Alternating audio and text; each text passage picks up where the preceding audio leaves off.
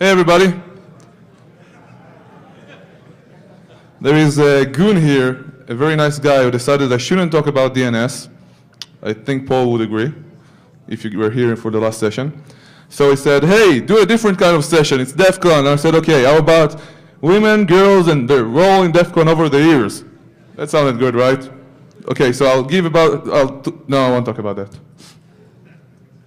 Oh, gotta activate this shit. Here we go.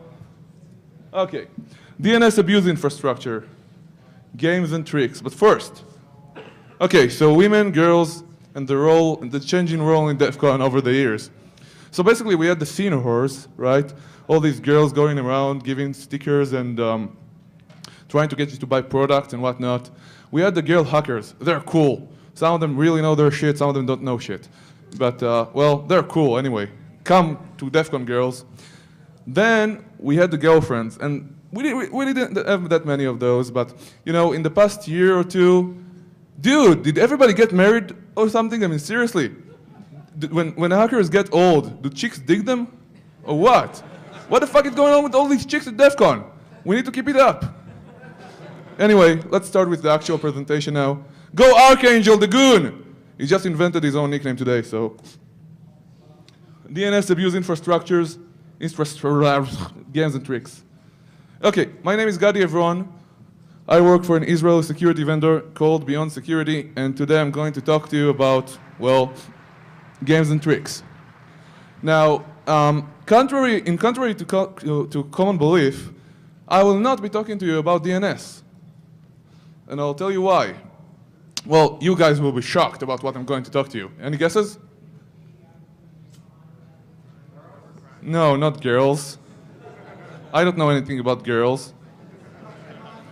A what? A what? I'm afraid of Russians, I won't say that. Who? Oh yes, tubes and trucks. Yes, we'll talk about tubes and trucks. That joke is getting old, even for me. I mean, seriously. Okay, I'm going to talk to you, surprise, surprise, about botnets, and I believe this is the very first time that I agreed to talk on botnets directly. But since this is about DNS anyway, it won't be about botnets directly. Okay, enough blah, blah, blah. Actually, do you guys know what blat means in Russian? They just say blah, but it's blat and it's spelled B-L-Y-A-D. No? Well, depending on what level of Russian you can speak, it can be a connecting word that you say every second word. You can guess by yourselves what it means. What? Right. Okay. So we're not talking about DNS, we're talking botnets, phishing, what a surprise, yeah. Yes, botnets, what a surprise. Let's start. Okay, before we begin, let's talk about the TTL. I actually asked Paul to invent a line for me about TTL, and this is what he came up with because I was too stupid to come up with it on my own. But basically, the TTL is part of DNS itself. You can't do squat without it. That said, it works. Whatever you want to do, whatever attack you want to use, if you don't use the TTL ahead of schedule, set the settings for that ahead of schedule the way you want it to be, your attack probably won't be that successful. And it works very well both with the good guys and the bad guys, and that's basically what we're going to show. But what we're going to start with is the use of DNS, a little bit of it anyway, for botnets and phishing and, well, okay, I'm repeating myself again. Let's start. What kind of technologies do the bad guys have? There still are a lot of companies out there called dynamic DNS providers. What these guys basically do is provide with a often free service that lets you go to their site, register, and they will give you free DNS hosting or give you a host in case you don't own a domain. Whatever else, it's cool. These guys give it to you for free. And if you only have, say, a GeoCities website, or you only have a site at home, or you don't really have the hardware, the iron to put up your own DNS servers, these guys do an amazing service for the web. These guys are old news. Why do I say this? Although dynamic DNS providers, in essence, provide with a great functionality for the internet users all around, whatever can be used as functional can also be abused as well for abuse. Yes, my English is great, thank you. So what happened was that around the year 2004, well, that's when it started earlier than that, but around that time, what basically happened was that, it happened, and okay, I'll stop with this now, it's not funny. Bad guys would go register with a dynamic DNS provider and say, hey, look, dude, I want this RR record to point to this IP address. Do this for me, please. And they would say, sure, please, register with us. They would advertise this, say, host on their malware, on their viruses, worms, whatever you want to call them, so that whenever a Trojan horse, a worm, whatever, installed itself on your computer, it would go out and connect to the command and control server for the botnet. As you know, or you don't know, botnets are basically, a bot is basically a Trojan horse, meaning you have a computer that is completely owned as it is compromised, the attacker has complete control over it. That's Trojan horses, that's how these things work, duh. But multiply that by 1 million, multiply that by 10 million. These are the numbers we are talking about. And one of the ways of getting them was going after a centralized point.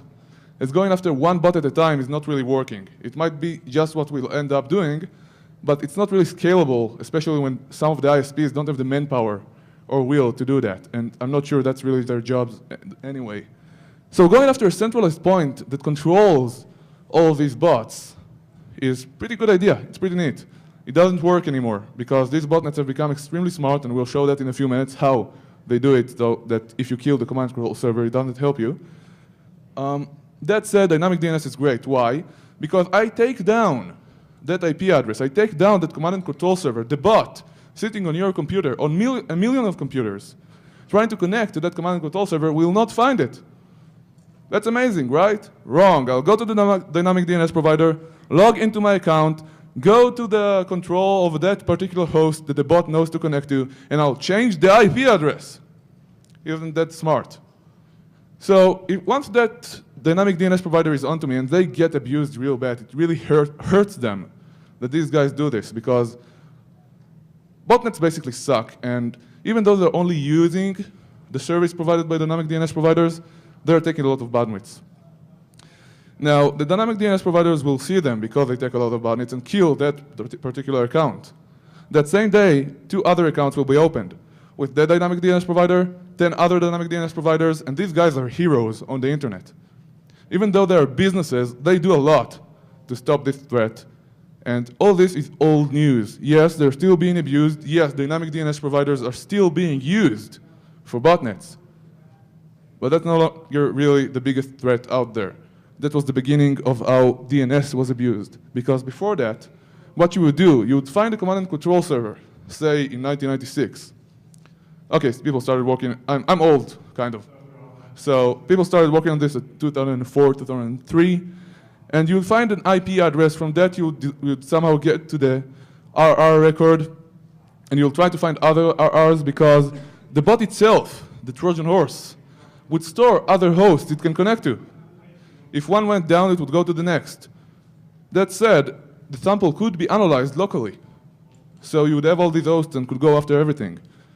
Much like with games, computer games, network games, when the user profile was saved locally, in any security system at all, but computer games are a good example, they could be hacked. Hacking became a lot more difficult. I wish Luigi was here, he's cool. Hacking became a lot more difficult because the user information was saved on the remote server. That's what these DNS records mean. And when this could be changed very, very quickly, we had some trouble with that. Now, okay, we just covered that. Multihoming. Now, I didn't even know it's called multihoming or multi-homing. I don't know how you guys pronounce it. But basically, that means you have a lot of A records, or when you search for, say, blood or iownyourass.example.com. Oh, come on, that's one of the more boring names. You really have to see some of the hosts the botnet controllers are using sometimes. Hey guys, I know you're in here somewhere. Do you speak Russian? Blat. No? Okay. So An ex-girlfriend of mine is Russian. I love Russians. The 6th of Israel is Russian. Seriously, I love Russians. This is just something I have against the Russian mob, okay? So basically, when you would look for the record, when you will look for the host, you will find 10 IP addresses, 13 IP addresses, and you have to take down each and every of these IP addresses, each and every compromised IRC server, or specially put their IRC server that was used with the CNC as a command and control server in order to get rid of the botnet. That meant you had to run after a lot more ISPs all around the world to get rid of just one point of control. That got a little bit more complicated. And at this point in time, we said, hey, you know, guys, we can do this. I mean, we know we're doing something bad because whenever you push the bad guys, and again, bad guys for me are not black hats. Bad guys for me are people who steal your mother's money, or people who steal your thesis, people who destroy your computer, or people who steal your grandma's money. Okay, you get the point, the mob. People who do real crime online. And things were pretty nice then because we could kill the command and control servers. We could, with one coordinated strike, bring down a botnet of 500K hosts. Okay, and that was 3 years ago. We had one of 250Ks. I believe David Dagon was involved with that back then, and David Ulovich from Every DNS. That's a test case they often show. Life was good back then, but we pushed the bad guys to evolve. Just like with spam. You ignore the problem when it's small. You ignore it when it's not bothering you, when the cost of dealing with it is not worth it because you don't lose that much. 2 or 3 years later, it's too late. And you enter a never-ending war that's basically reactive. And when you do something, the bad guys invent a new technology because they have a return on investment that they don't want to lose. If you get into their business, they will find a way to get their business back. So they will invent new technologies to do that. So that's multi-homing, and that was the good life. Fast Flux. Fast Flux is something that's been around for a while.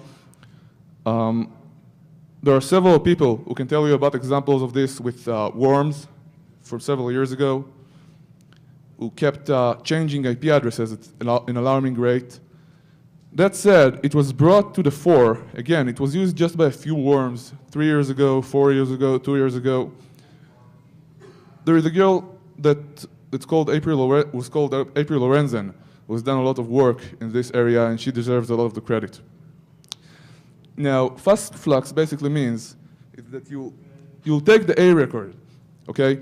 You'll set a really low TTL, and within a day, for example, in the better cases, that IP address would be somewhere else entirely. So you would waste that day trying to take down the 10 IP addresses that botnet uses for the command and control server, not to speak of the secondary controls channel, and not to speak of all the other shit that the bad guys put in there. And then it would already be somewhere else, because it's changed already. Sucks, right? What happens if it's happening every 10 minutes? By the time you run after one address, one IP address that's currently hosting the IRC server or whatever other means or mediums this botnet is using to communicate or to be controlled, it's already gone. In botnets, we've been a little bit more lucky. It's not been 10 minutes, but in phishing, oh yeah, definitely. Phishing has seen this kind of games a lot, and it's wearing us down.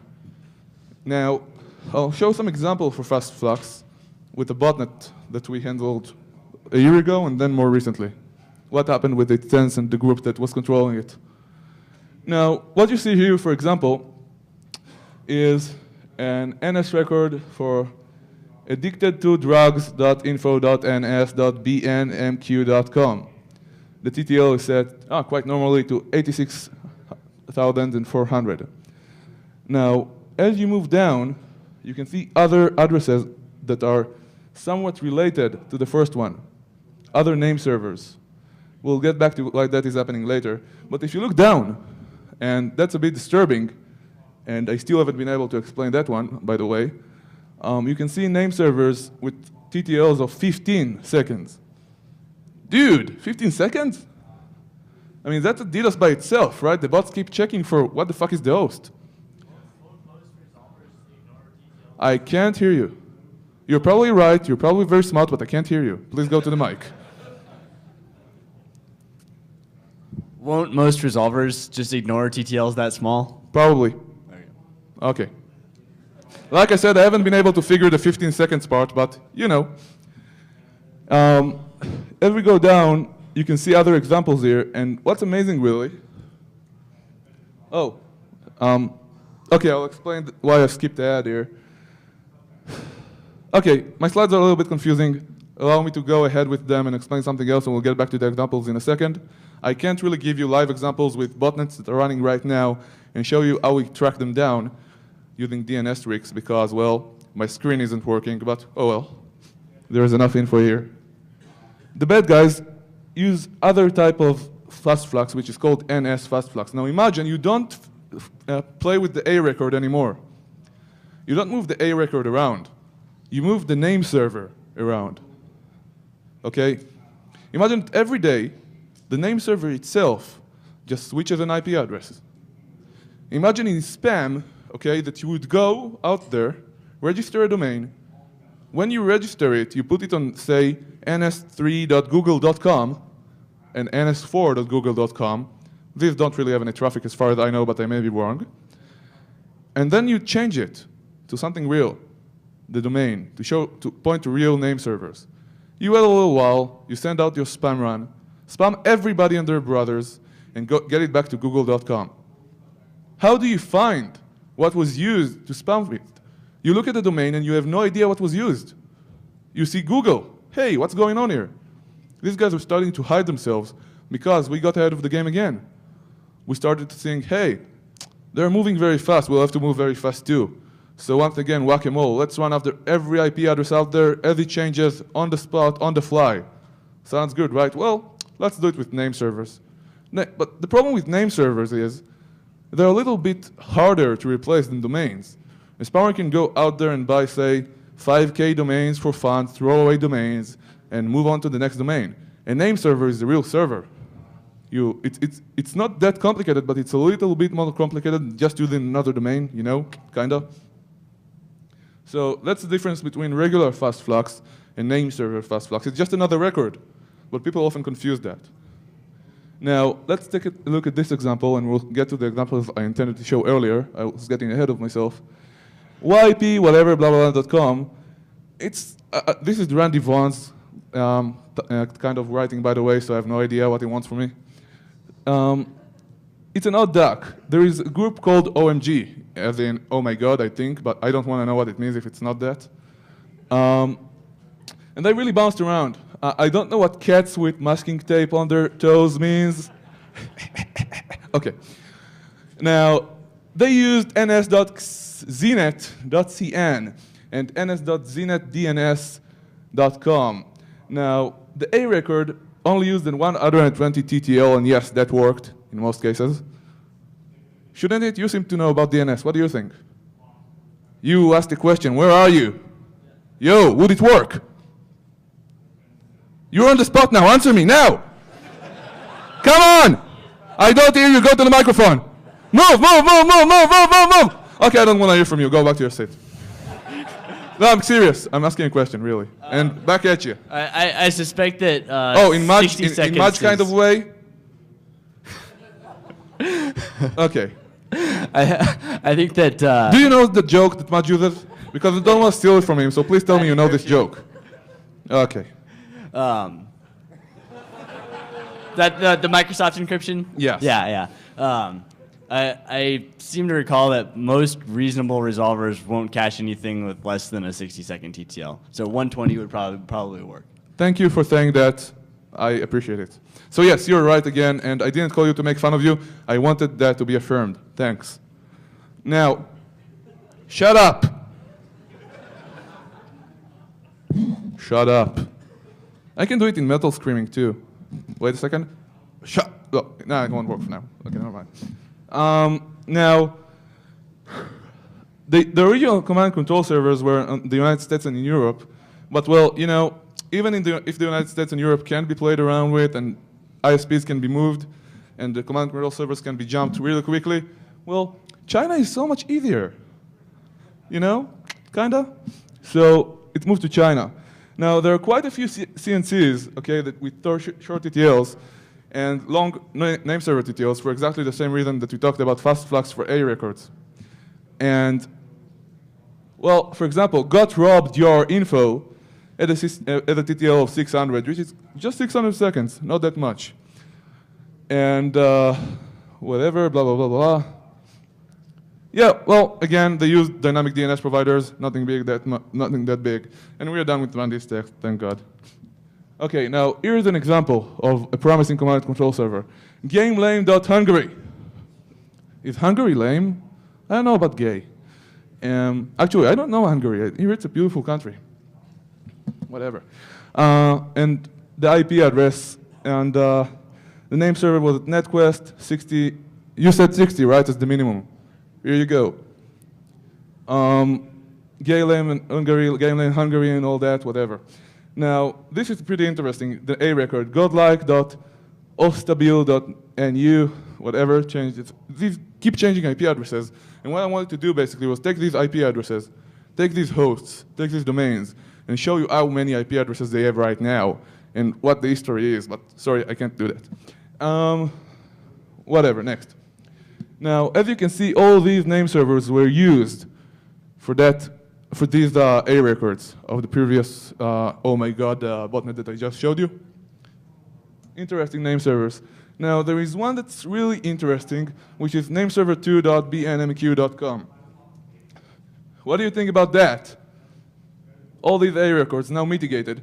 As you can see, they've all been mapped to a non-existing IP addresses, 0.0.0.0, whatever. So these are all closed now, they don't exist. And then we see some other examples down there, as you can see. And these are all at a narrow telecom, whatever, somewhere, whatever.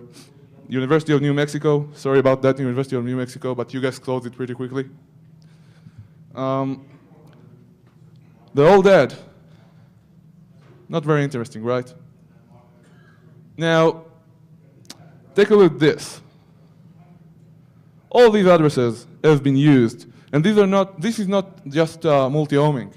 This is skipping addresses every couple of hours, which was pretty annoying. Actually, these are live right now, if you want to check them. This is the IRC server, main.ibreaddtx.com. Maybe we shut it down by now.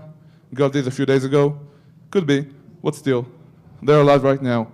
Probably the last IP address, whatever. Here are some of the bounces they had, as you can see. IP addresses again, all the time. Should have kept that. Kind of the time stamp would have helped. There are long TTLs though on the A record and the NS records, as you can see. They're not really that worried. Now the good guys have a lot of, okay, let's first talk about that. Before I move to what the good guys are doing to combat this issue, do you guys have questions about this? How it works, what it does? How these command and control servers and phishing servers are controlled? Everybody understood? Am I that slow? Woo, cool. Okay, let's move on. Now what can we do to track these guys really? We can do a lot. We can use a lot of good tools such as traceroute, reverse DNS, looking just at who he is and whatnot, and just see what the DNS answers are when we set requests. That's pretty straightforward. That said, there are a lot of other tools, such as, for example, Florian Weimers. I'm sorry, I never remember how to pronounce the last name. He's a very good guy from Germany, and he invented something called a passive DNS replication. What it basically means is that you sit with a sniffer outside of the DNS box on the same network, basically, and you look at queries. You don't look at who is sending the queries. You only look at the actual responses, the actual answers. And that way you keep them all in the database. And for example, if you look for one IP address, historically, you can, from actually their perspective, again, they don't have perfect coverage. This is basically harvesting. They can see all the historic IP addresses, all the historic hosts. And in some occasions, when they look, for example, for some domain that was spammed in an email, and I'm quick enough, I can see 400 or 1,000 IP addresses in the history. When I look at the IP address, I can find 400 other domains or 1,000 other domains that were used. It's pretty interesting to follow these things, and with every domain, it's never ending. You would need a huge, huge visual system to be able to visualize all these things. And maybe that won't really help us at all, because who can handle such huge pictures? Maybe Dan Kaminsky, I can't. If you have seen his presentation, visual stuff, 100 megabytes pictures. Now, there are other things we can do. For example, again, April Lorenzan really reinvented this field. You can download, basically, .com. You can download the zone files for .com, .net, .org, .info, a little bit of others. Some of them you need to register. Some of them do a little bit of vetting, such as, hey, what's your name? Something like that. Not that difficult to get them. Some are a little bit more paranoid than others. And when you download these files, these databases every day, and you look for diffs, you can find what domains have been registered since yesterday. And that has been very helpful in tracking down phishing, tracking down what new spam domains are about. If there is one spam domain that we know is a spam domain, looking for others like it, searching by a lay method such as keywords, or, for example, checking, woohoo, what domains are on what name servers. Yeah, that could help, right? So if, for example, we see that a bad domain is using a name server, we could potentially look historically at the data and see what other domains are using this name server. Is it a legitimate name server? Is it not a legitimate name server? So like I said earlier, the bad guys started using Google when they spammed out. Still, it was a cute trick. Now, there are other games not really related to botnets that you can do with DNS, and these are not really related to botnets, to DNS itself. For example, with Google, you all heard about blog spam, right? Comment spam and all the related stuff around it. So, for example, Google, okay, this is a bit of a story, but let's go over the slide real quickly. You can see here 5.5 billion results. It's something like 5 million apparently by some Google guy who clarified this. But 5 billion results for elqz2q.org, which basically was a blog spam run for that registered domain with 3 LDs, which means coming before the elqz2q with a dot. They basically spammed a ton of blogs, a ton of comments, a ton of sites, and what they got to was making sure that whatever had that domain in it would have a really high ranking in Google. Yeah, Google did something called nofollow for the blogs to help deal with comment spam and rating poisoning and all that shit. But they still index the sites, so it doesn't really help us. So, for example, an unrelated system, and unrelated to DNS in any way, well, in almost any way, and it's still the way they archive DNS entries, the way they archive sites, was abused. I'm not saying this is something against Google, this is just the way it happened. And these things keep happening because DNS, whether by use of the infrastructure itself, as you notice, I try not to talk about the infrastructure, the root servers, the TLD servers, because these are taken care of. You've seen Paul Vixie standing here just an hour ago. But what can be done by the use of DNS, which is a network that's everywhere? Everyone is using it all the time. It's pretty cool. For example, if you want to hijack a site, right, that's not beyond reason that you will be able to do it. There are far easier ways to get users to go to a malicious web page and get installed with a lot of spyware. There are hundreds to thousands of new sites every day, each of them installing rootkits and Trojan horses with rootkit technologies to steal banking information from users every day. Legitimate sites, you can find them on Google. Still, you don't really need to hack a DNS server or to do some trick to do all this. If you already have a Trojan horse on the machine, go to the hosts file, put in www.google.com and point it to your own server and you will serve spyware. In every place in the chain, whether it's the name server, the actual record, on your machine, that can be played with. And these games are being played with daily. Spyware, malware, all these stuff. I've been doing it for years on the machine itself. We've all heard of domain hijacking, although that's less of a threat. There are so many easier ways to get this stuff done. And here we go with Google. Just stores this information, and a domain that was just spamvertised on blogs, which is basically another way to do regular spam. It's not some other type of unoffensive spam out there. It's very disturbing. It's very huge, as you can see, has been affected. So yes, there are a lot of games, Fast Flux, moving domains around, moving name servers around. Requesson, and Adam, I forgot your last name. I apologize. Please don't kill me. Are you here? Can you tell me your last name? Never mind. They, for example, started a blacklisting, probably gray listing service, that will tell you if a domain that's being emailed to you is less than 5 days old. That's very effective in scoring against spam. That said, spammers would just wait a month. You know, for the first month or so, they'll have higher costs because they'll register double the domains or a lot more domains and start using them only after a certain period of time. But their costs would go down, and the effectiveness of the blacklisting will go down as well. Whatever we do, they always have a different way of approaching that. And if our response is playing, kill the fire now, instead of seeing it coming at us and trying to deal with it at the core, when it's still small and when nobody cares about it, we're never going to win. So that's basically about that. And other things that can be done, for example, blacklisting name servers.